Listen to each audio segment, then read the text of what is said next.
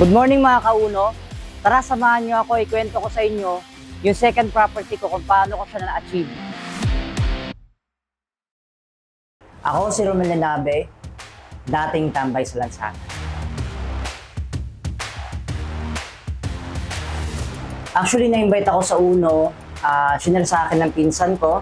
So, anong nangyari, negative ako nung una, gawa ng hindi ako graduate.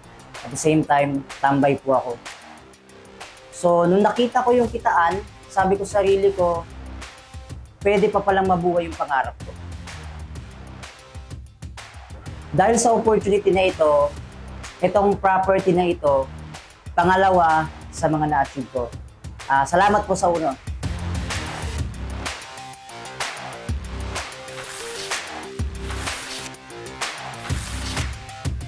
At pinaka naging gasolina ko dito sa negosyo na to is yung parents ko.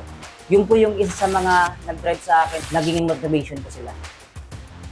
Actually, isa sa mga struggles na naalala ko nung nagsisimula din ako, sa totoo lang, iniwan din ako ng mga kasamahan ko. So, mahirap para sa part ko kasi hindi ko alam kung paano ko siya sisimulan. Pero dahil nandyan po si Madam Nalain, lumapit po ako sa kanila, nagpag-guide ulit ako.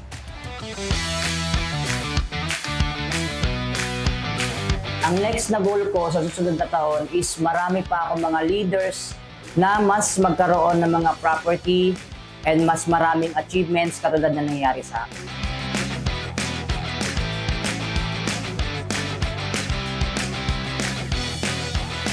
Nagpapasalamat din ako sa Panginoon dahil pinakinggan niya rin yung mga pray ko nung time na hiniling ko sa kanya na gusto ko makahanap ng magandang opportunity. Oo, mahirap sa umpisa. Pero dahil malalim ang pangarap ko, malalim ang dahilan ko, walang sino mang bagay ang makakapagpabago sa desisyon.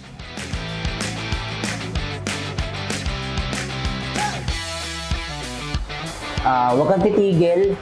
Para kang merong blankong papel dito na isusulat mo yung mga pangarap and goals mo. Darating yung time. Pag nakuha mo yan, yan yung ikukwento mo pag sobrang successful ka na.